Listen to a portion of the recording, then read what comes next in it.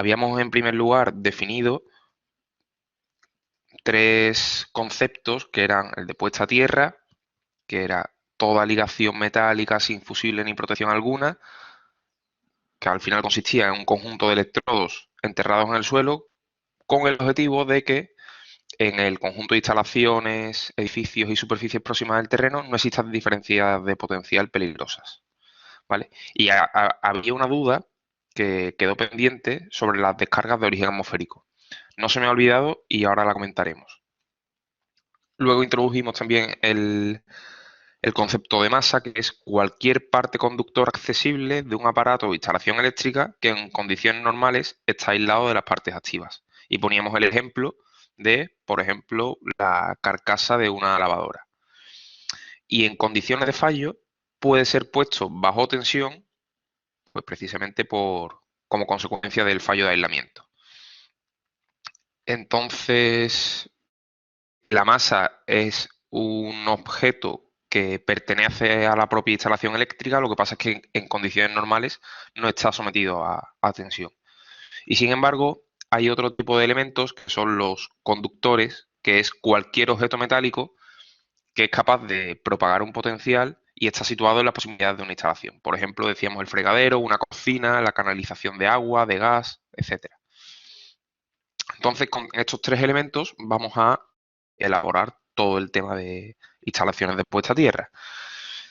Poníamos un ejemplo de una instalación elemental de puesta a tierra en el que, en primer lugar, decíamos, bueno, tenemos esta instalación funcionando en condiciones normales. ¿Condiciones normales qué va a ser? Pues que las partes activas de la instalación, esto es, los conductores activos, L1, las fases L1, L2, L3, están completamente aisladas de esta carcasa que está llamada o denominada como M, y además esta carcasa está puesta a tierra a través de un conductor C y un electrodo que está directamente enterrado en el suelo. De forma que, si no hay defectos de aislamiento, la masa está aislada de las partes activas y, por tanto, tiene la misma tensión que la que tiene la Tierra. La Tierra se le da habitualmente el potencial cero, es decir, se toma como origen de potenciales. Entonces, tensión de la masa igual a cero, tensión del electrodo igual a cero, no hay caída de tensión, por tanto, no hay circulación de corriente. Eso es en circunstancias normales. Bueno, y luego habíamos hablado de una tierra de referencia que está situada, pongamos, a unos 20-30 metros del electrodo, ¿vale? Que cuando esta instalación de puesta a tierra entre en funcionamiento, pues diremos que esta tierra de referencia no se ve afectada. Este es el segundo caso que podemos encontrarnos, que es que ocurre un fallo de aislamiento entre una de las partes activas de nuestra instalación, pongamos la línea L1, y nuestra masa, de forma que se ha estropeado el aislamiento del conductor y esta masa se ha puesto bajo tensión. Es decir, la tensión de la masa ya no es igual a cero, sino que ahora pues tiene un valor distinto de cero. Como la masa está directamente conectada al electrodo, pues el electrodo adquiere exactamente la misma tensión.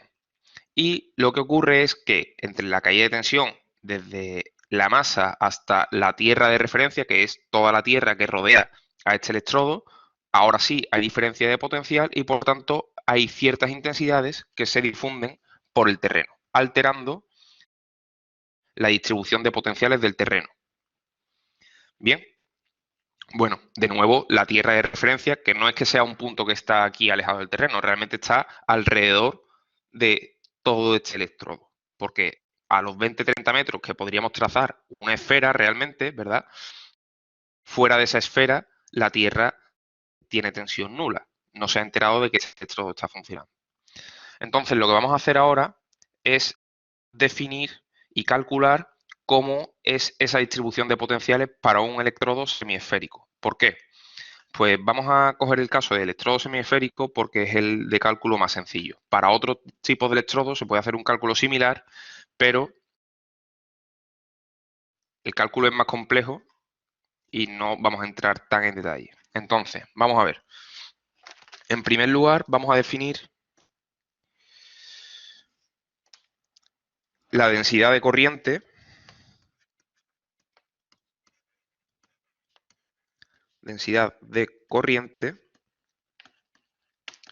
J, que depende de X, depende de la distancia, como I sub D, que es la distancia, que es la corriente que se difunde por el terreno, partido por 2pi x cuadrado.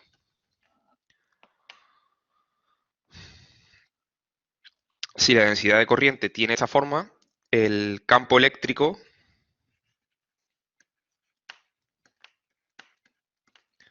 viene definido por E de X es igual a ρ por J de X, donde ρ es la resistividad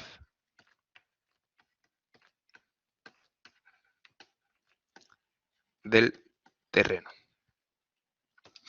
Entonces, para calcular la tensión o el potencial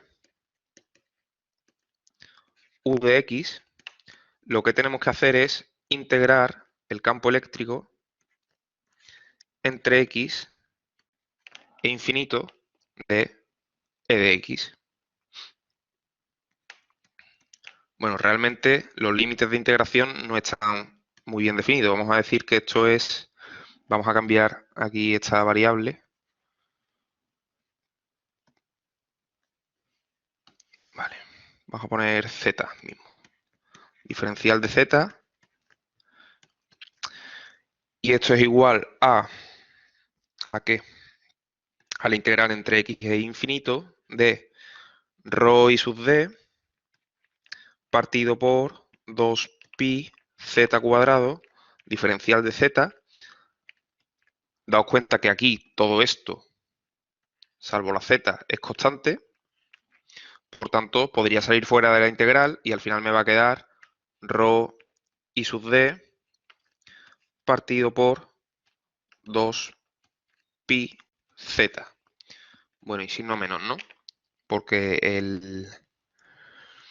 la potencia de Z es menos 2, por tanto, al final queda menos ρ I sub D partido 2pi Z.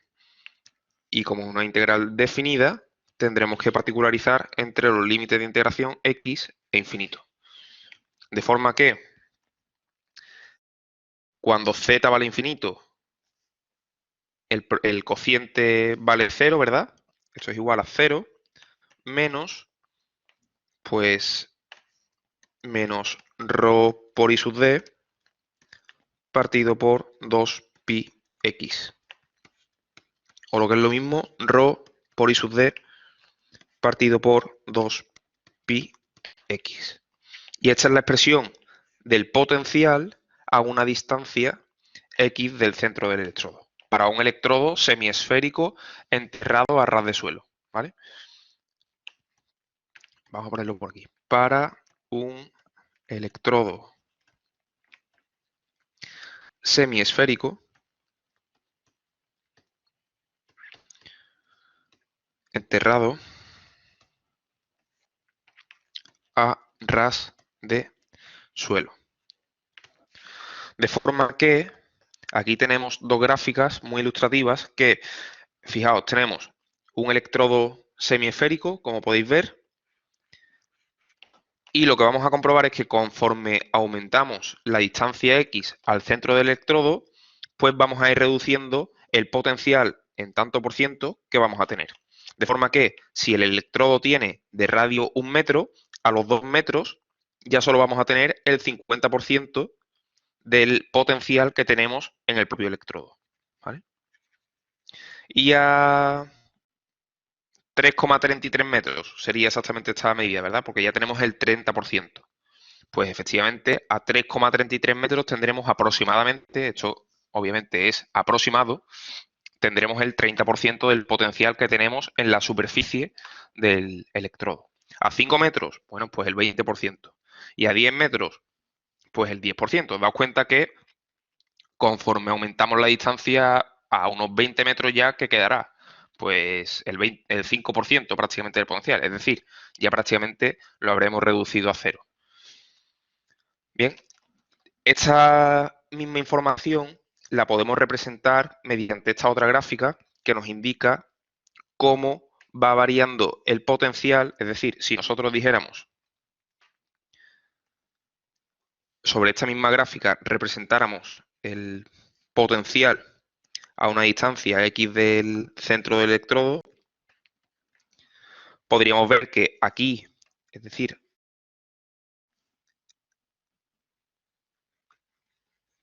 en el propio electrodo tendríamos el 100%, ¿verdad?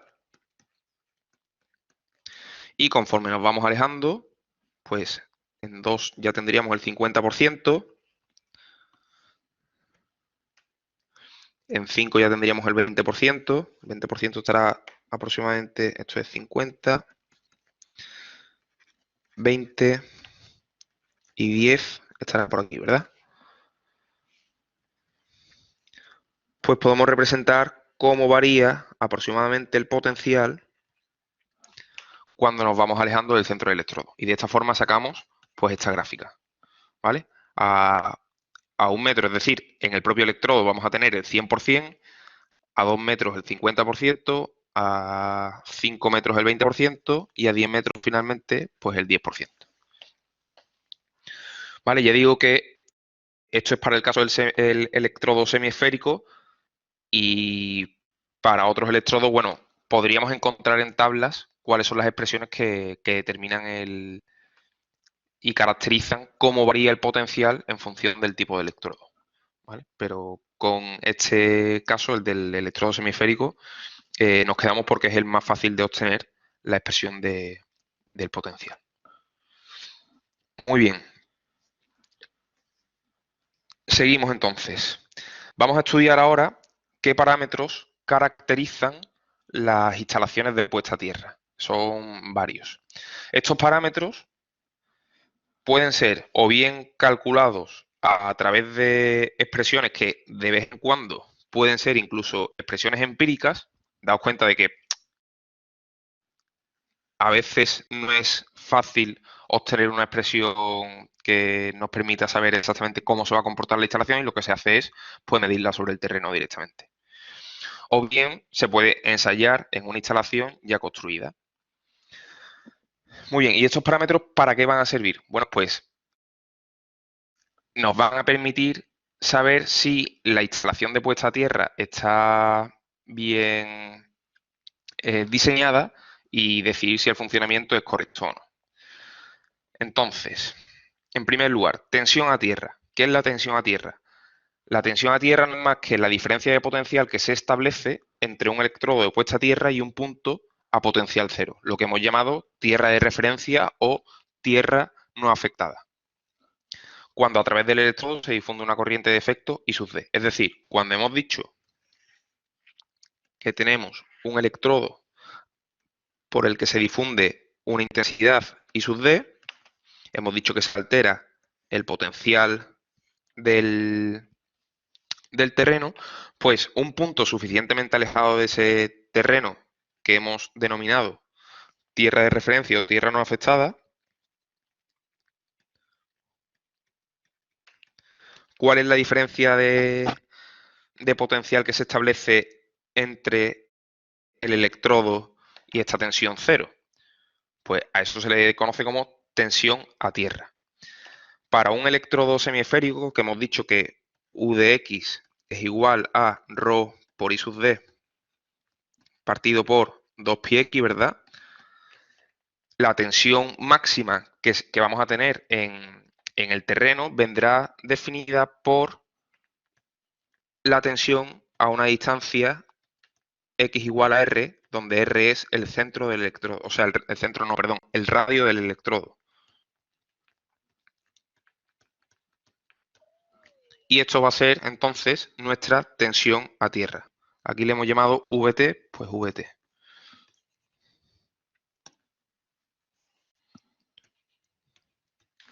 Tensión a tierra. Por cierto, me he dado cuenta de que aquí no he comentado que obviamente estas superficies, cuando la distancia al centro del electrodo es de 2 metros y tenemos el 50% de la tensión a tierra, ahora que la hemos definido, el 20%, etcétera, etcétera, estos son superficies equipotenciales. Que lógicamente, si el electrodo es semiesférico, ¿cómo van a ser estas superficies equipotenciales?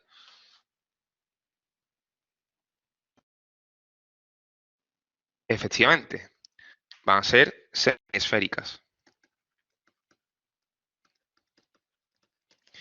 Y las corrientes de difusión, ¿cómo van a ser a esas superficies?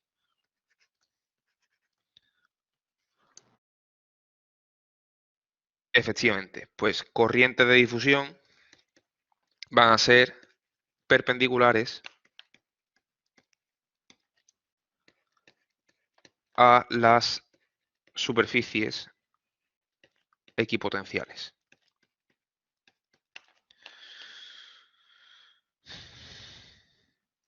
Bien, bueno, entonces, tensión a tierra es la diferencia de potencial que se establece entre el propio electrodo y una tierra suficientemente lejana que no se ve afectada por la alteración de los potenciales del terreno. Tensión a tierra. Muy bien, otro parámetro importante y casi el que más es la resistencia de puesta a tierra. ¿Por qué? Pues porque para un electrodo en concreto, con una configuración y dimensiones concretas, enterrado en un terreno de características dadas, la corriente de defecto es proporcional a la tensión que se aplica al electrodo. Y a a esa constante de proporcionalidad se le denomina resistencia de puesta a tierra. Entonces, si nosotros tenemos una tensión a tierra Vt y hemos dicho que esta tensión a tierra es proporcional a la intensidad de defecto que se difunde por el terreno, a esta constante de proporcionalidad se le conoce como resistencia de puesta a tierra. Es decir, la resistencia de puesta a tierra va a ser igual a la tensión a tierra partido por la intensidad de defecto.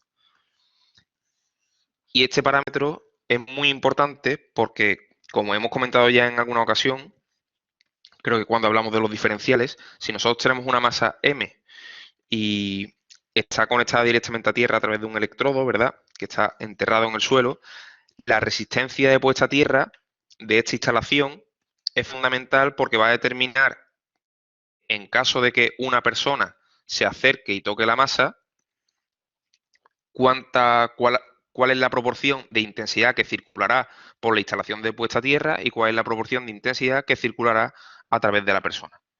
Entonces, vamos a diseñar la instalación de puesta a tierra de forma que esta resistencia de puesta a tierra tenga un valor por debajo de el valor admisible para una instalación. ¿Por qué? Bueno, por el divisor de intensidad. Cuanto menor sea la resistencia de puesta a tierra, mayor será la proporción de intensidad que circula a través de la instalación en vez de la persona. Por tanto, en nuestras instalaciones queremos reducir al máximo esta resistencia de puesta a tierra de la instalación. Muy bien. Bueno, y además, este parámetro es efectivamente una resistencia porque se observa experimentalmente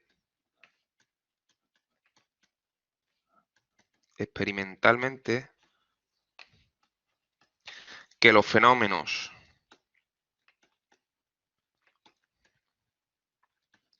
inductivos y capacitivos son despreciables. Por tanto, este parámetro es efectivamente una resistencia.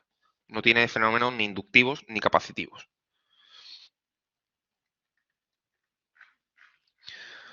Muy bien. Bueno,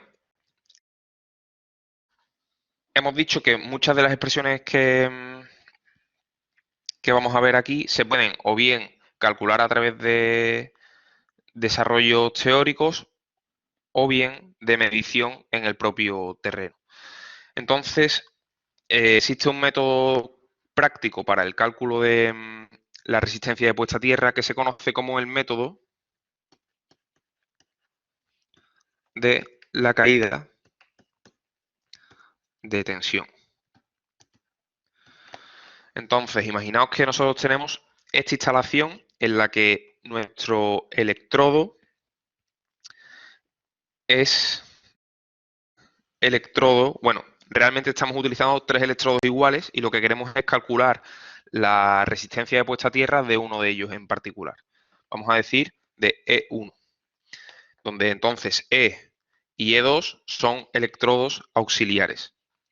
La nomenclatura de esta figura no es demasiado buena porque lo lógico sería decir que E es el electrodo que queremos ensayar y E1 y E2 pues son los electrodos auxiliares, ¿verdad? Pero no es así. En este caso, electrodos auxiliares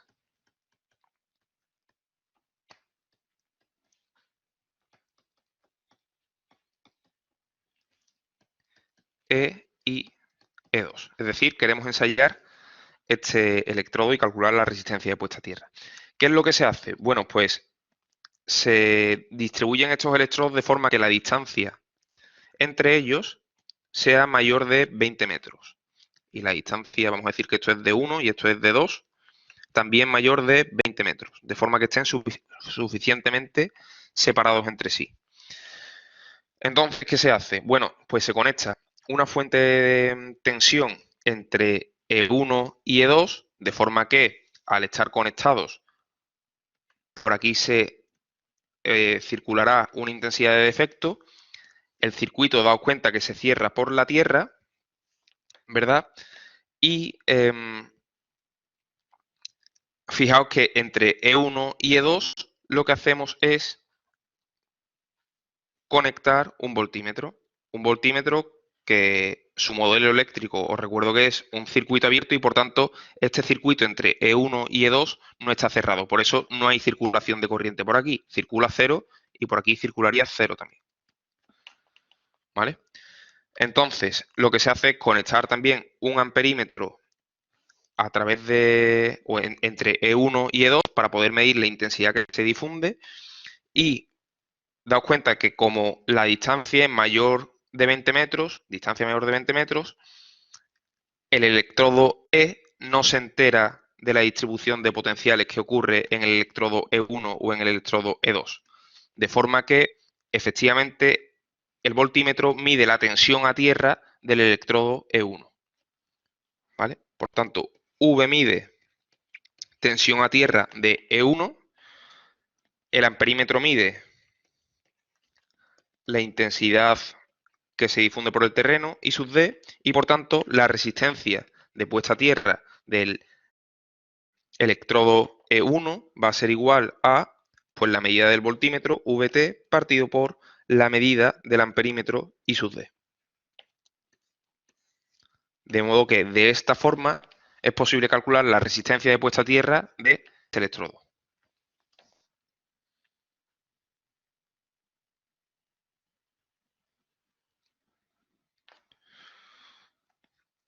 De forma práctica.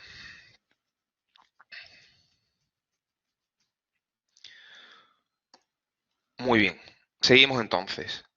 El siguiente parámetro es la tensión de contacto, que es la diferencia de potencial que aparece como consecuencia de un defecto de aislamiento entre dos partes simultáneamente accesibles que en condiciones normales de utilización están a potencial cero. Bueno, eso es lo que habíamos definido como masas, ¿verdad? Y concretamente estas partes accesibles pueden ser dos masas, una masa y la Tierra, una masa y un elemento conductor y tierra, etcétera. Es decir, en condiciones normales hay elementos que no tienen que estar sometidos a tensión, pero debido a un defecto de aislamiento puede ser que estén en tensión. Si entre dos de esas partes hay una diferencia de tensión considerable, puede ocurrir que, una persona entre en contacto con esos dos elementos y haya circulación de corriente. Entonces, gráficamente se puede expresar como, imaginaos que tenemos un electrodo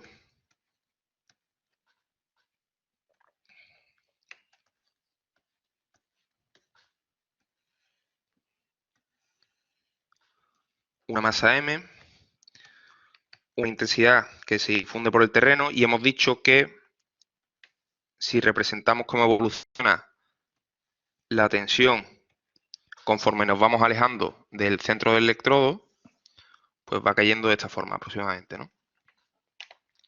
Entonces, fijaos que la masa, ¿a qué tensión va a estar? Pues como la masa está eléctricamente conectado al electrodo, tendrá la tensión a tierra del electrodo, que es este valor, ¿verdad? El 100%. ¿Y qué ocurre? Que si una persona que esté por aquí toca la masa, ¿qué tensión va a aparecer entre su mano y su pie? Bueno, vamos a suponer que tenga los dos pies juntos, para que no haya lugar a confusión.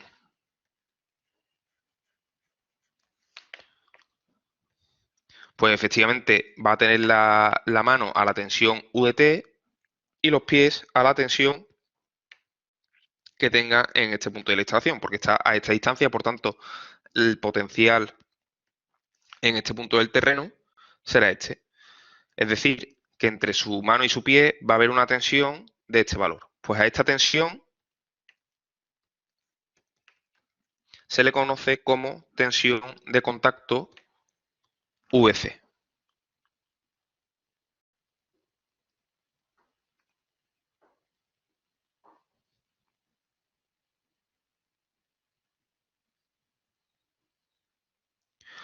Y aquí nos dice que esas dos partes accesibles pueden ser pues dos masas, una masa y tierra, en este caso hemos considerado una masa y tierra, pero podrían ser dos masas, o una masa y un elemento conductor, o un elemento conductor y la tierra. ¿Vale? ¿Alguna duda hasta aquí?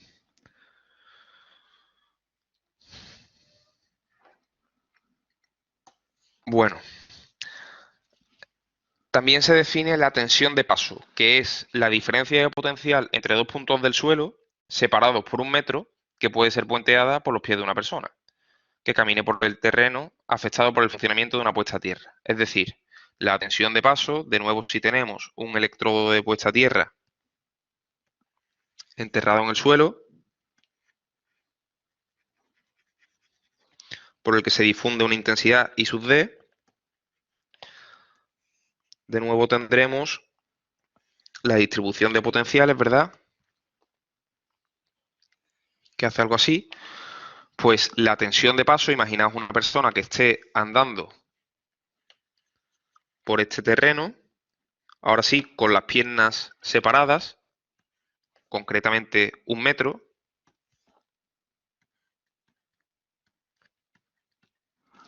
pues su pie delantero estará a esta tensión y su pie trasero estará a esta otra tensión. De forma que entre sus piernas habrá una diferencia de potencial de este valor. Concretamente vamos a llamarla VP, tensión de paso.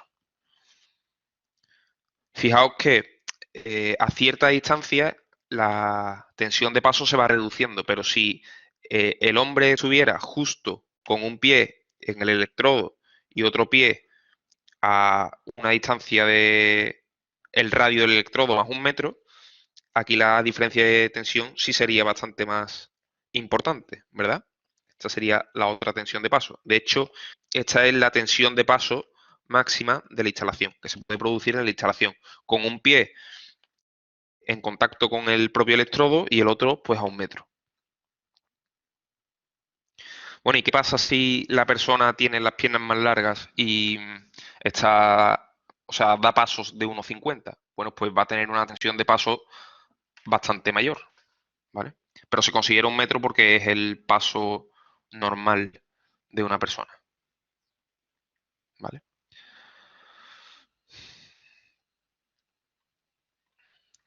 Muy bien, bueno. ¿Y qué son las tensiones aplicadas? Bueno, pues es que cuando una persona entra en contacto con dos partes simultáneamente accesibles a distinto potencial, la tensión que realmente se aplica al cuerpo es algo menor que la diferencia de potencial entre las dos partes simultáneamente accesibles. ¿Y esto por qué? Pues porque siempre hay que tener en cuenta la caída de tensión que se produce entre las resistencias de contacto que aparecen entre la piel, por ejemplo, entre las palmas de las manos y las partes en tensión. O incluso habrá que también tener en cuenta la suela de nuestros zapatos. Entonces, la tensión aplicada, que puede ser tensión de paso aplicada o tensión de contacto aplicada, siempre va a ser menor que la tensión de paso o que la tensión de contacto en cuestión. Entonces, lo que se puede hacer es, si vamos a considerar la tensión de paso, imaginaos que tenemos un electrodo que entra en funcionamiento, difunde una corriente I sub D al terreno, altera la distribución de potenciales, etcétera, etcétera. Bueno, pues si una persona tiene esta diferencia de potencial entre sus piernas, ¿vale? A esto hemos denominado tensión de paso,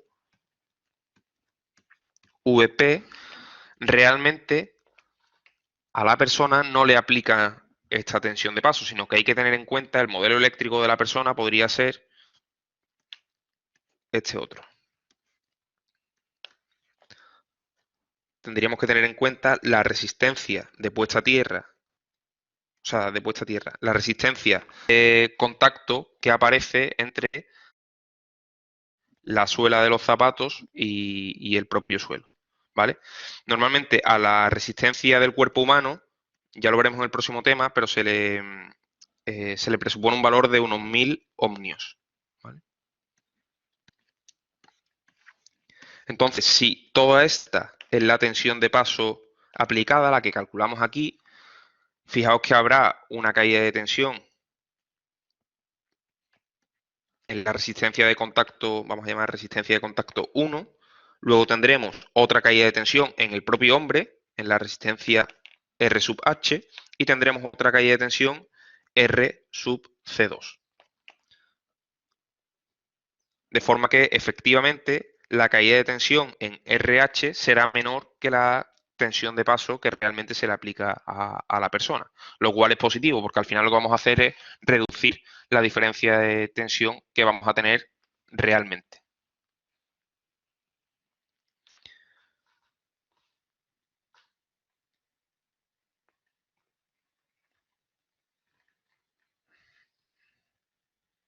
Bueno, aquí se podría aplicar la segunda ley de Kirchhoff. Vamos a hacer este esquema un poco más grande. Hemos dicho que tenemos una persona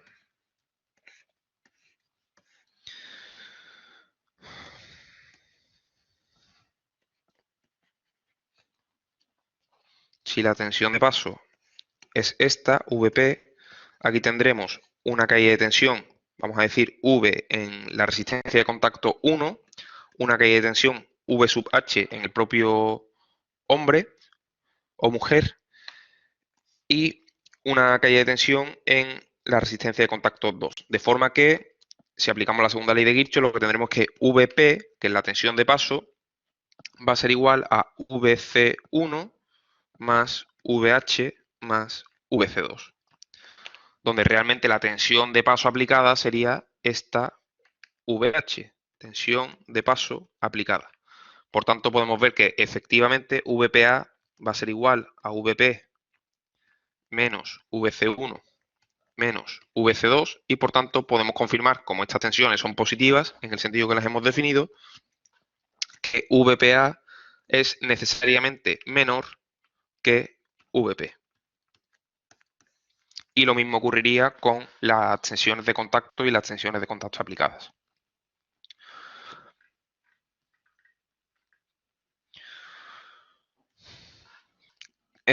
Tensión transferida. Creo que este ya es el último parámetro que vamos a estudiar. La tensión transferida es la tensión que aparece en las masas y elementos metálicos de una instalación de puesta a tierra como consecuencia del funcionamiento de otra toma de tierra que esté suficientemente próxima a la primera de ellas. Entonces vamos a tener tanto tensión a tierra transferida, tensión de contacto transferida y tensión de paso transferida. Imaginaos que tenemos una instalación como esta, donde tenemos una masa M1 conectada a tierra a través de un electrodo, que no siempre tiene que ser semisférico, puede ser una pica o una placa metálica enterrada en el suelo, y Luego tenemos aquí otra instalación de puesta a tierra completamente independiente, pues para una masa M2. Aquí tenemos el electrodo 2 y este va a ser el electrodo 1. Bien, fijaos que si entra en funcionamiento la instalación de puesta a tierra de la masa M1, por aquí se difunde una intensidad I sub D, de forma que se altera la distribución de potenciales en el terreno. Como hemos visto, en este electrodo tendremos la tensión de tierra del electrodo 1 y conforme nos vamos alejando de ese electrodo, pues se va reduciendo el potencial que ese electrodo provoca en el terreno. De forma que, si esto lo hacemos así, podemos ver que el electrodo E2 estará sometido a una tensión, ¿verdad? Distinta de cero, a esa tensión. Pues esto va a ser, este valor será la tensión de tierra transferida al electrodo 2. De forma que imaginaos que en ese momento una persona toca esa masa, pues esa persona, bueno, ha quedado un poco...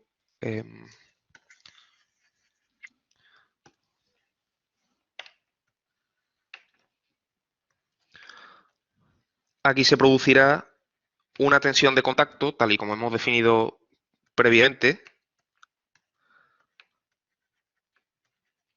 A esto se le va a conocer como tensión de contacto transferida, porque es la tensión que se produce como consecuencia del funcionamiento de una instalación de puesta a tierra ajena a la propia puesta a tierra, en este caso, de la masa M2.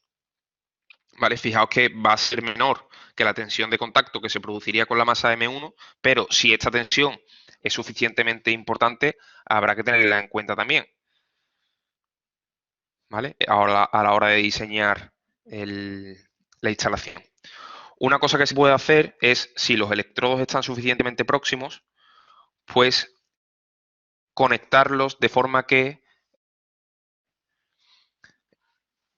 estén al mismo potencial. De forma que si entra en funcionamiento esta instalación de puesta a tierra, toda la instalación E2 también esté al mismo potencial. De forma que no aparezcan diferencias de potencial entre las dos instalaciones de puesta a tierra. Muy bien, bueno, pues ya tenemos las tensiones de contacto, tensiones de paso, tensión a tierra y las tensiones aplicadas y transferidas. Entonces ahora vamos a ver cómo se calcula la resistencia de puesta a tierra. He visto que se puede medir sobre una instalación con el método de la caída de tensión, conectando una fuente de tensión entre un electrodo y un electrodo auxiliar y un voltímetro, tal y como hemos hecho aquí, ¿verdad? Con el método de la caída de tensión, pero no siempre vamos a poder ensayar una instalación para calcular la resistencia de puesta a tierra de un electrodo, sino que a veces lo que vamos a hacer es utilizar tablas que nos permiten conocer de forma relativamente sencilla cuál es la resistencia de puesta a tierra en función de la computación utilizada. Entonces dice aquí, en el diseño de cualquier instalación de puesta a tierra resulta siempre necesario estimar el valor de la resistencia de puesta a tierra. En general, este cálculo requiere utilizar métodos numéricos de resolución de ecuaciones, sin embargo, salvo casos excepcionales, no es necesario efectuar dichos cálculos, sino que en la bibliografía disponemos de estos valores de forma tabulada. Y aquí tenemos varios ejemplos. Por ejemplo, para un conductor enterrado horizontalmente debajo de un edificio, aquí parece que tenemos como una nave industrial, ¿verdad? Pues tenemos el conductor enterrado horizontalmente formando un rectángulo. Pues la resistencia de puesta a tierra de este electrodo es 2 veces ρ partido por la longitud del conductor, o lo que es lo mismo, el perímetro. ¿Vale? L sería la longitud de este conductor. No sé cómo ponerlo. L. Bien, fijaos que en este caso la resistencia de puesta a tierra depende también de la resistividad del terreno, que va a ser un factor determinante para el valor de la resistencia puesta a tierra. Para una placa vertical, bueno, ¿cuál es la resistencia de puesta a tierra? Pues el valor de la resistencia de puesta a tierra va a ser 0,8 por la resistividad del terreno partido por el perímetro, ahora sí, perímetro de la placa vertical. Y por último, si tenemos un conjunto de picas verticales, concretamente aquí tenemos 3, siempre y cuando la distancia entre esas picas sea mayor o igual a 3 metros, pues la resistencia de puesta a tierra va a ser igual a ρ, resistividad del terreno, partido por n, donde n es el número de picas, y L, donde L no es esta L, sino que es la longitud de las picas. Es decir, para una única pica vertical,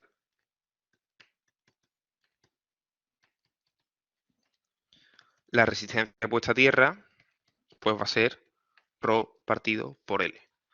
¿Vale? Lo que se hace habitualmente es que si la resistencia de puesta a tierra no es suficientemente pequeña, que es lo que comentábamos antes, que habitualmente hay que diseñar la instalación para que la resistencia de puesta a tierra no supere el valor admisible, lo que se hace es, bueno, vamos a medir cuál es la resistencia de puesta a tierra en nuestra instalación y si no es suficiente, pues lo que hacemos es colocar más picas, de forma que daos cuenta que dividimos aquí por el número de picas, por tanto estaríamos reduciendo la resistencia de puesta a tierra. Entonces, daos cuenta de que independientemente de la configuración elegida, todos estos valores dependen en gran medida, porque siempre está en el numerador, de la resistividad del terreno. Entonces ahora creo que vamos a hablar de la resistividad del terreno. Vale, entonces, daos cuenta que como en el cálculo de la resistencia de puesta a tierra, la resistividad del terreno afecta de manera importante, es fundamental caracterizar y estimar cuál va a ser la resistividad del terreno. Entonces, normalmente lo que vamos a suponer es que el terreno es homogéneo y que tiene un valor medio de resistividad. Pero además hay una serie de factores que afectan a la resistividad. Por supuesto, que va a afectar la naturaleza del propio terreno. No es lo mismo un terreno de arcilla que un terreno pues que sea así como pantanoso, que va a tener pues una resistividad mucho más pequeña, pues, porque además va a ser un terreno habitualmente húmedo, etcétera, etcétera, pues va a tener una resistividad mucho más baja que una arena arcillosa, lógicamente. Bueno, aquí tenemos una tabla con una serie de valores, pero que por supuesto no hay que saberse ni nada por el estilo. ¿Cuál es el que más resistividad tiene? Suelo calizo, ¿no? Aparentemente, hasta 5.000 ohmios por metro. O terrenos con piedras. Claro, supongo que si tienes piedras muy grandes, también tendrá mucha resistividad. Y el que menos, la tierra pantanosa, ¿no? Sí, o la turba, o el humus. Bueno, todo eso tiene una resistividad un poco más baja. Vale, la naturaleza del terreno entonces es fundamental. Y además, ¿qué más vamos a tener que tener en cuenta? Bueno, pues el contenido en sales. ¿Por qué? Porque al fin y al cabo, las sales, si se ionizan, son más, o sea, tienen una conductividad más alta, ¿verdad? Por tanto, cuanto mayor contenido en sales, mayor conductividad y por tanto menor resistividad. ¿Qué más afecta? Pues la humedad, lo mismo, ¿vale? La temperatura del terreno. La temperatura del terreno afecta porque aumenta la solubilidad de dichas sales. Solubilidad. A mayor temperatura, mayor solubilidad. Siempre y cuando la temperatura no sea menor de 0 grados, porque para temperaturas menores de 0 grados, la solubilidad disminuye drásticamente. Por tanto, a mayor temperatura, mayor solubilidad, pero a partir de temperaturas negativas, la solubilidad disminuye considerablemente y por tanto la resistividad aumenta, ¿vale? Otro aspecto a tener en cuenta es la forma y las distintas capas que conforman el terreno, lo que se conoce como estratigrafía. Es decir, imaginaos un terreno que tenga una primera capa superficial de un tipo de, o un terreno de naturaleza la que sea, y por tanto tenga una resistividad Rho sub 1, y si luego tiene una segunda capa muy diferenciada, con una resistividad Rho sub 2, pues aquí claramente, dependiendo de cómo sea nuestra instalación, pues vamos a tener que trabajar también con esa disposición del terreno, ¿vale? Y otro aspecto que influye considerablemente es la estacionalidad, lógicamente, porque no es lo mismo considerar y hacer el cálculo de la resistencia de puesta a tierra en verano en el desierto, en una arena arcillosa, que hacerlo pues en invierno en una tierra pantanosa o en otoño, etcétera, etcétera. Por tanto, la estacionalidad afecta de forma que incluso puede haber variaciones de un 30% hacia arriba o hacia abajo en el cálculo de la resistividad del terreno. Entonces, ¿a qué conclusión se llega? Bueno, vamos a ver cómo se mide la resistividad en la práctica. Vale. Vamos a ver primero entonces cómo se mide la resistividad del terreno en la práctica, que se utiliza el método de los 4 electrodos, o también conocido como el método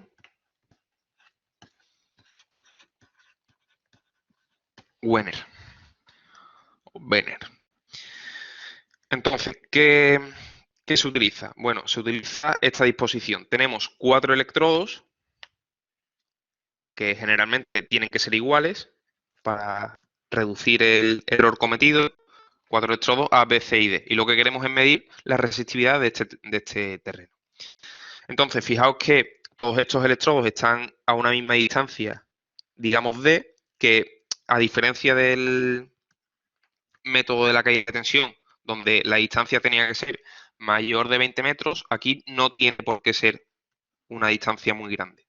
Puede ser del orden de 1 metro, 2 metros, etcétera. Eso sí, a mayor distancia D, a mayor D, menor error vamos a cometer en el cálculo de la resistividad. Entonces, fijaos que lo que se hace es, se conecta una fuente de tensión entre los electrodos A y D y se conecta un amperímetro. De forma que, daos cuenta que el circuito se cierra por la tierra entre los electrodos A y D. ¿Por qué? Pues porque como entre B y C lo que tenemos es un voltímetro es sinónimo de circuito abierto, por tanto, el circuito no se cierra entre los electrodos B y C. Y lo que ocurre es que, voy a borrar aquí, por el hecho de que haya circulación de corriente entre los electrodos A y D, lo que va a ocurrir es que en uno de ellos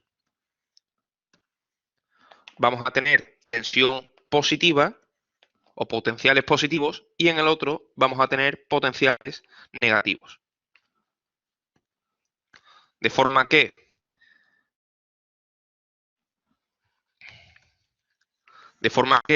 el electrodo A va a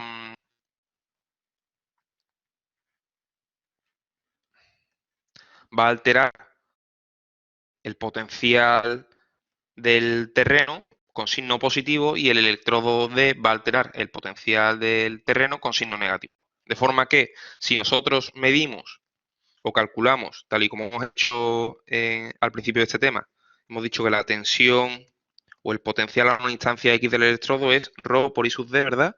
Partido por 2X. Pues la tensión en el electrodo B,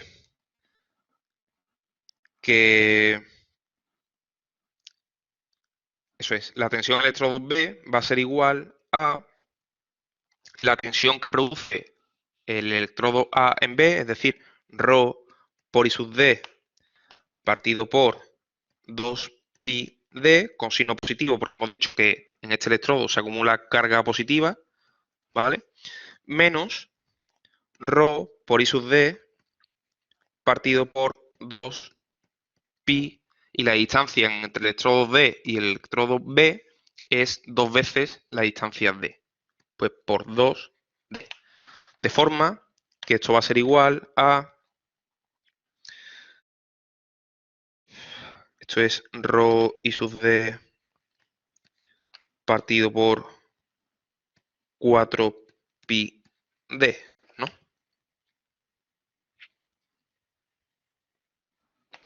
Esto vamos a decir que es la tensión que sobre B provoca A. Esto es la tensión que sobre B provoca el electrodo D. Y por otra parte, la tensión en el electrodo C va a ser igual a ρ por I sub D partido 2pi 2D, que sería la tensión que sobre el electrodo C provoca el electrodo A, menos ρ por I sub D partido por 2pi D. De forma que es menos ρ I sub D partido por 4pi D. De forma que con la configuración que hemos utilizado, el voltímetro que tenemos aquí, ¿qué es lo que mide? Pues el voltímetro lo que va a medir es la tensión de B menos la tensión del electrodo C. Y eso es igual a ρ por I sub D partido por 4pi D menos ρ por I sub D partido por 4pi D. Esto es igual a 2 veces ρ I sub D, ¿verdad? Partido por 4pi D.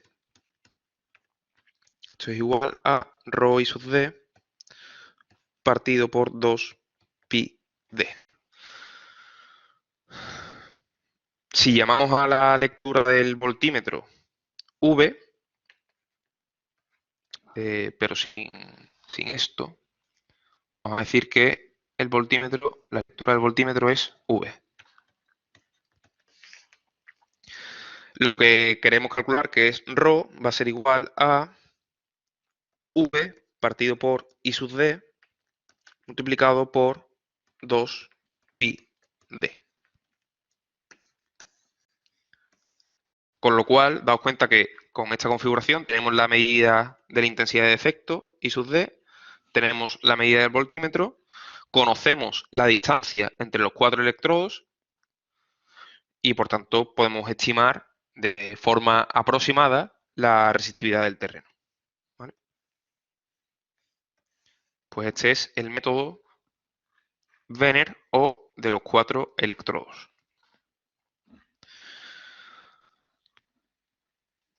Muy bien, entonces, para el diseño de las instalaciones, como la resistividad del terreno es muy variable, lo que hay que hacer es utilizar las condiciones más desfavorables para el cálculo de la resistencia de puesta a tierra, que como hemos visto depende de la resistividad del terreno. Entonces, lo que hacemos es utilizar o hacer el cálculo de la resistencia de puesta a tierra cuando el terreno esté en su momento más seco del año y a baja temperatura. Porque es cuando la resistividad será más pequeña y por tanto, o sea, la resistividad será más grande y por tanto la resistencia de puesta a tierra tendrá el valor más grande. ¿Vale? Fijaos que, como hemos visto antes, si la resistividad es mayor, la resistencia de puesta a tierra será mayor también. Y lo que nos interesa son siempre resistencias de puesta a tierra pequeñas. Entonces, en primer lugar, lo que se hace es estimar y calcular cuál es la resistencia de puesta a tierra de nuestra instalación, y lo que tenemos que comprobar es que sea menor, bastante menor, que la resistencia de puesta a tierra admisible por la norma. En el caso de que eso sea así, decimos, bueno, vale, en el cálculo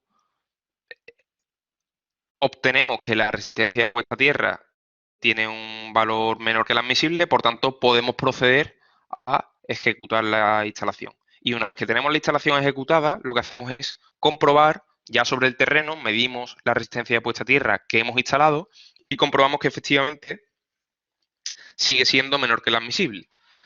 Y en caso de que no, ¿qué ocurre? Bueno, si no se verifica, lo que hacemos es aplicar medidas correctoras. Concretamente, una solución muy sencilla es conectar más electrodos. De forma que al conectar más electrodos, reduzcamos la resistencia de puesta a tierra de nuestra instalación.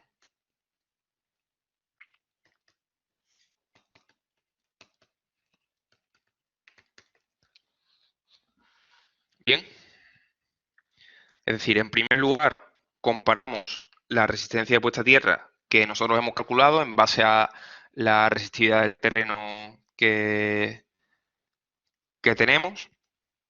Si es menor que el admisible, podemos proceder a ejecutar la instalación y luego ya sobre la instalación construida, medimos la resistencia puesta a tierra de nuestra instalación. Y si no se verifica, bueno, pues aplicamos medidas correctoras. Muy bien. Bueno, vamos a hacer algún problema, ¿no? Concretamente, creo que son dos. Eso es. Muy bien, pues dice, el electrodo señalado como E1 en la figura es un electrodo semiesférico de radio 1 metro. Enterrado a ras de suelo, voy a ver, en un terreno enorme, porque se disipa una corriente de efecto y su D igual a 20 amperios. Muy bien, pues tenemos un electrodo de radio 1 metro, a través del que se difunde una intensidad de 20 amperios, y aquí tenemos otro electrodo, E2, conectado a una masa y a una distancia pues, de 5 metros respecto del primer electrodo. Nos dan también aquí la resistividad del terreno, que vale 250 ohmios por metro. Entonces, nos dicen tensión de contacto que adquiere la masa respecto a un punto del terreno a potencial nulo, respecto a la tierra de referencia. Tensión de contacto que adquiere la masa respecto a un punto del terreno a potencial nulo. Muy bien, bueno, tenemos aquí el esquema de la instalación y queremos calcular entonces cuál es la tensión de contacto de esta masa respecto a un punto de potencial, o sea, a un punto de potencial nulo, tierra de referencia. Bueno, vamos a ver. Por el hecho de que este electrodo entre en funcionamiento, aquí se alterará la distribución de potenciales del terreno de la forma que hemos visto a lo largo del tema y por tanto tendremos algo así. De forma que en la masa M, a una distancia de, esto eran 5 metros si no recuerdo mal, eso es, B es igual a 3, pues el electrodo E2 y por tanto la masa, al estar eléctricamente conectado al electrodo E2, estará a este potencial. Bueno, como el electrodo es semiesférico, la tensión a una distancia x del centro del electrodo es igual a ρ por I sub d partido por 2pi x. Por tanto, la tensión para x igual a 5 será igual a ρ valía 250 ohmios por metro por la intensidad de efecto que son 20 amperios partido por 2pi por 5 metros. Metros con metros se me va, amperios por ohmio son voltios. Y esto me queda, creo que lo tengo por aquí.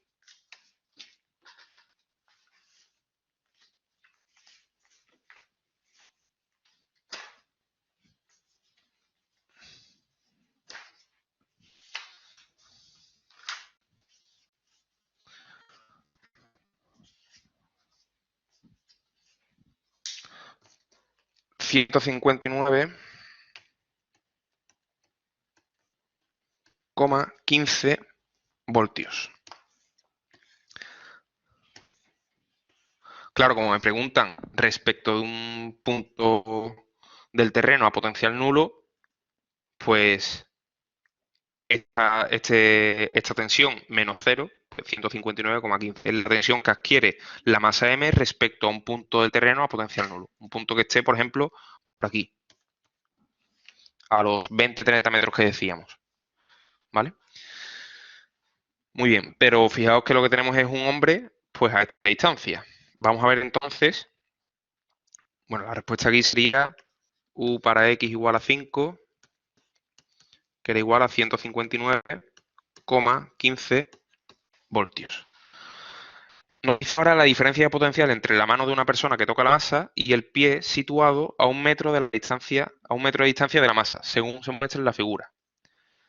Entonces, punto importante aquí. Fijaos que la persona efectivamente está a 1 metro de la masa,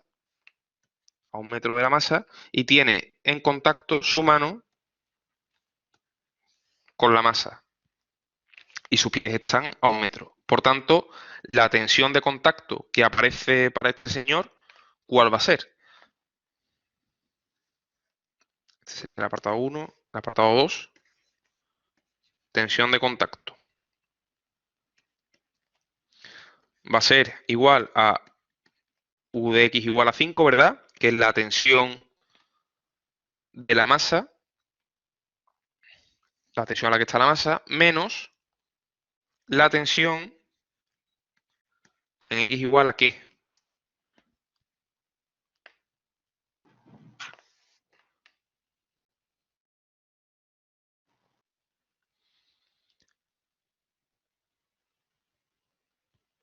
A 9, ¿no? Eso es, los pies de este señor están en este punto, que es a 9 metros del electrodo, y la mano está a 5. Eso es. Pues menos U de X igual a 9.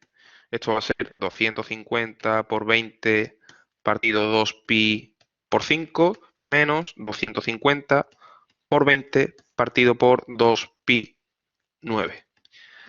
Y esto a mí me sale 70,73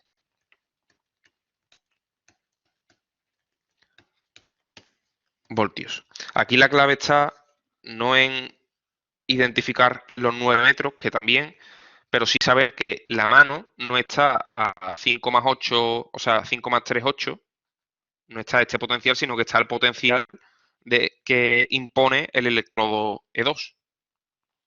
¿Vale? Pues 70,73 voltios.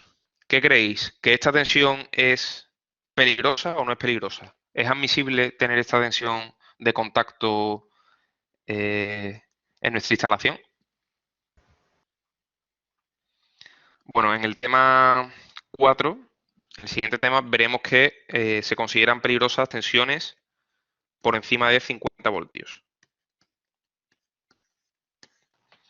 ¿Vale? Por tanto, efectivamente sería peligrosa, pero hasta 50 puede haber tensión de contacto en una instalación. Muy bien, apartado 3. Dice, máxima tensión de paso que se establece en el terreno afectado por la circulación de la corriente y sus D. Máxima tensión de paso. Bueno, pues la máxima tensión de paso, como hemos dicho antes, se da necesariamente con un pie en el propio electrodo y el otro pie pues a 1 metro de distancia. De forma que este pie tiene la tensión a tierra del electrodo y este otro pie pues tendrá la determinada por la distancia de 2 metros.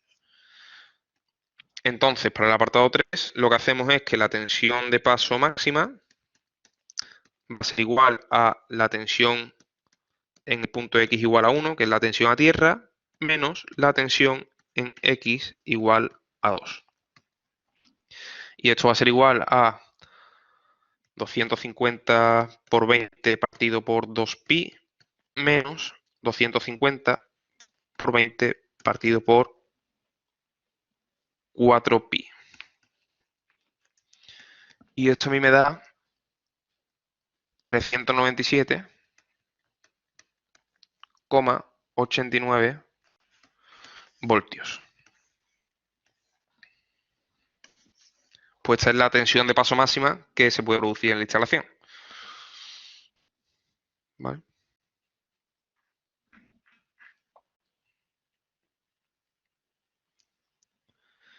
Muy bien. Bueno, ¿alguna pregunta sobre este problema? Muy bien. Bueno, pues vamos a hacer este otro problema. Bueno, todos estos son de examen. El anterior no sé de qué examen es, pero está en aula web seguro. Y este otro problema también está en aula web y es de junio de 2016. Dice, los electrodos señalados como E1 y E2 en la figura son electrodos semiesféricos, enterrados a ras del suelo, entre los que circula una corriente I sub D igual a 1 amperio. En el terreno próximo a estos electrodos se encuentran enterrados los electrodos E sub A y E sub B, alineados con los anteriores y separados entre ellos una distancia D, según se indica en la figura. Dice, sabiendo que el terreno es homogéneo y uniforme, que tiene una resistividad ρ igual a 400 ohmios por metro, y que el electrodo EA tiene un potencial de 6 voltios expresado respecto a un punto de potencial nulo, tierra de referencia, determine el valor de la distancia D. Muy bien, fijaos que lo que me están dando es el valor de la tensión del electrodo E sub A respecto de un punto de potencial nulo. Entonces, como me están diciendo que esta tensión son 6 voltios positivos, necesariamente el electrodo 1 vamos a considerar como el electrodo que produce una tensión positiva. Y el electrodo E2 necesariamente será el que produzca una alteración de potenciales o con signo negativo. ¿Por qué? Pues porque E sub A está más cerca de E1 que de E2. Por tanto, necesariamente E1 va a ser el positivo. De forma que aplicando la fórmula que hemos deducido antes en el método Benner, decía que el potencial en el electrodo E sub A, U sub E sub A, va a ser igual a ρ por I sub D, ¿verdad? Partido por 2pi por D, donde D es la distancia entre E1 y sub A. De hecho, es lo que nos están pidiendo que calculemos, ¿verdad? Menos ρ por I sub D partido por 2 por pi por 2 veces D, que es la distancia que tenemos entre el electrodo E sub A y el electrodo E sub 2. De forma que esto es igual a ρ por I sub D partido por 4 pi D, y esto es igual a los 6 voltios que dice el enunciado. De forma que la distancia la podemos despejar de aquí, va a ser igual a ρ por I sub D partido por 24 pi. Rho son 400 ohmios metros y sub D es 1 y esto es 24 pi. Con lo cual la distancia a mí me sale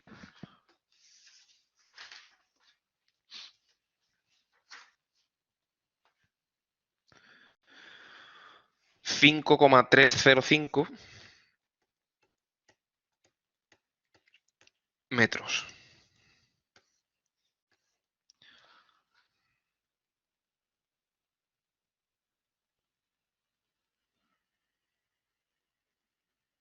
Eso es. No, daos cuenta de que estas expresiones las podemos utilizar porque los electrodos son semiesféricos, ¿verdad? En caso de que no fueran semiesféricos, como tampoco hemos estudiado una fórmula que nos determine el potencial a una distancia del electrodo, entiendo que tendríamos que tomar esta misma expresión, aunque los electrodos no fueran semiesféricos, ¿vale?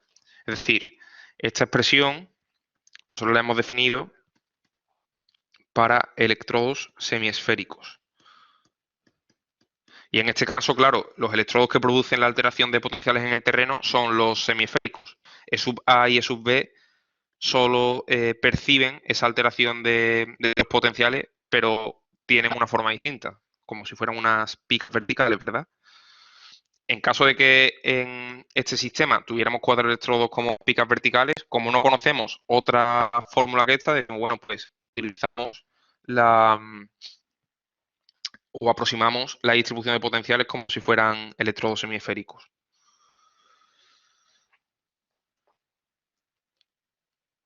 Bien, entonces, potencial que tiene el electrodo E sub B respecto a un punto de potencial nulo, respecto a la tierra de referencia. Bueno, pues el electrodo B, U sub B, va a ser igual a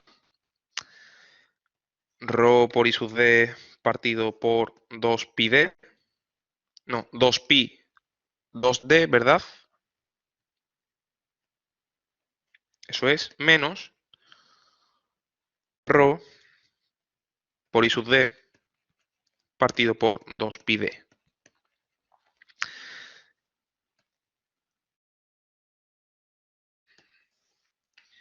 Vale, y esto, lógicamente, si el electrodo E sub A tenía un potencial de 6 voltios respecto a un punto de potencial nulo, el E sub B tendrá un potencial de menos 6 voltios.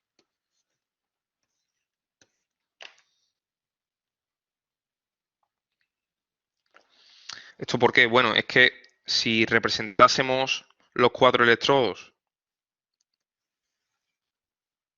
sobre el terreno,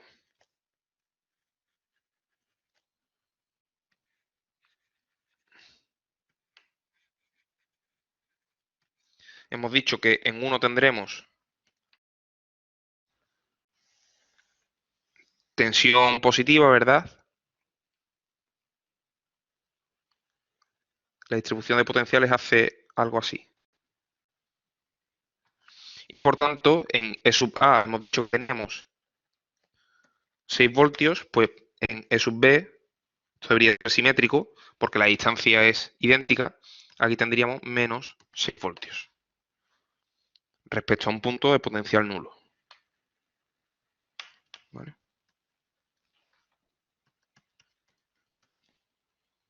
Bueno, este electrodo me ha quedado un poco lejos.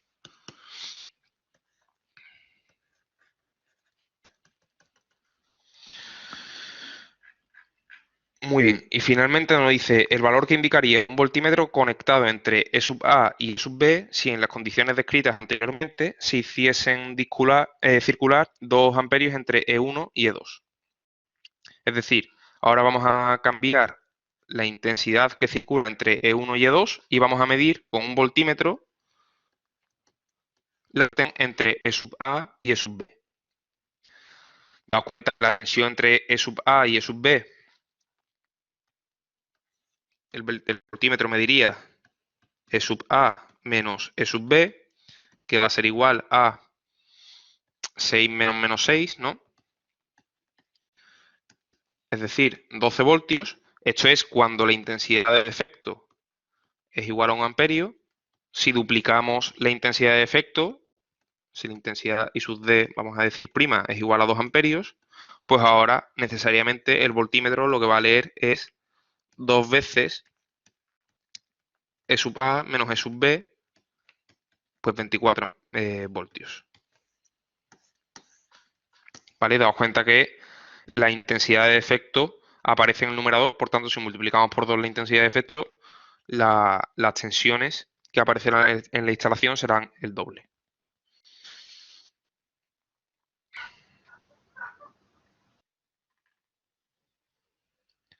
¿Alguna duda con esto?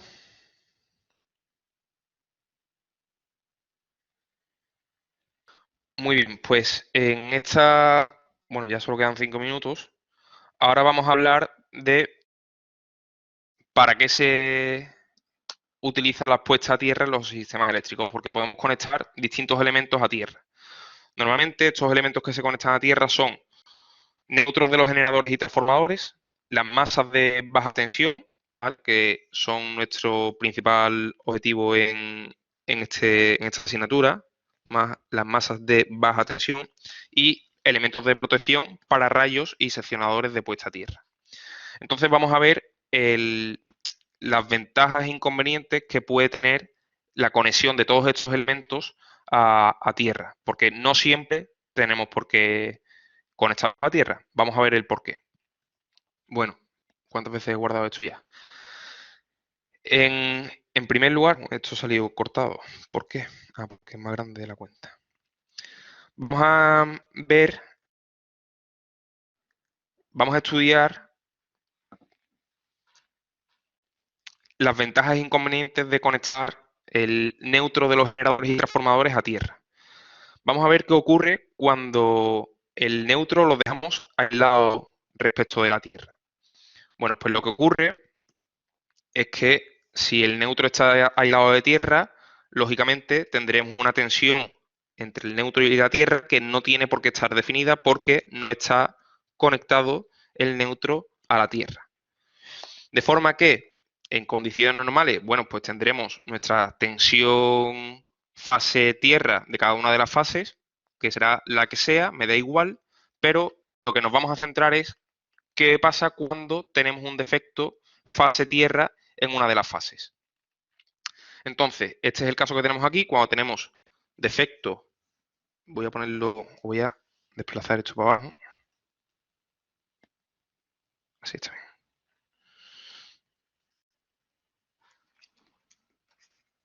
Cuando tenemos un fallo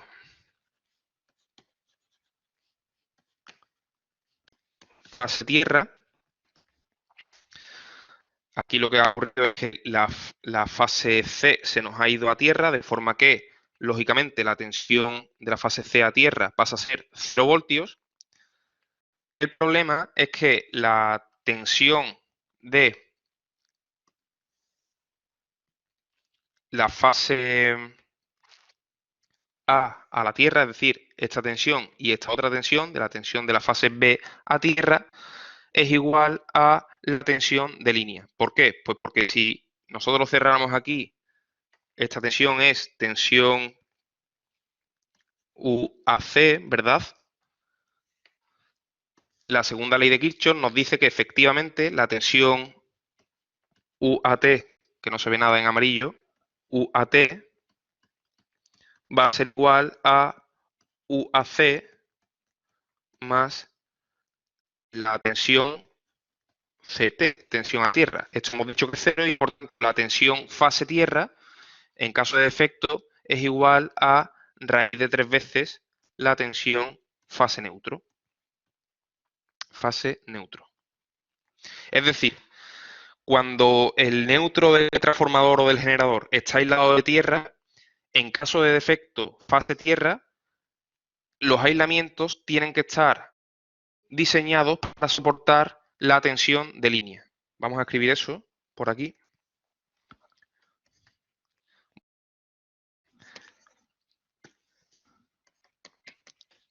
En sistemas con neutro aislado de tierra, en caso de defecto fase tierra, los aislamientos deben estar diseñados para soportar la tensión de línea, que es raíz de 3 veces mayor que la tensión de fase. De forma resumida, a diferencia de cuando el sistema tiene el neutro eléctricamente conectado a tierra, que es lo que veremos a continuación, ya el próximo día, cuando el sistema no tiene el neutro conectado a tierra, es decir, cuando el sistema tiene el neutro aislado, en caso de defecto fase tierra, los aislamientos entre las fases y la Tierra tienen que estar diseñados para soportar la tensión de línea, que es raíz de 3 veces mayor que la tensión de fase. ¿Por qué nos comparamos con la tensión de fase? Bueno, pues porque, lógicamente, en el caso en el que el neutro esté conectado a Tierra, los aislamientos solo van a tener que soportar la tensión de fase. Por tanto, ¿cuál es la ventaja de conectar el neutro a Tierra? Pues que vamos a ahorrar en aislamientos, ¿vale? Esa es la clave.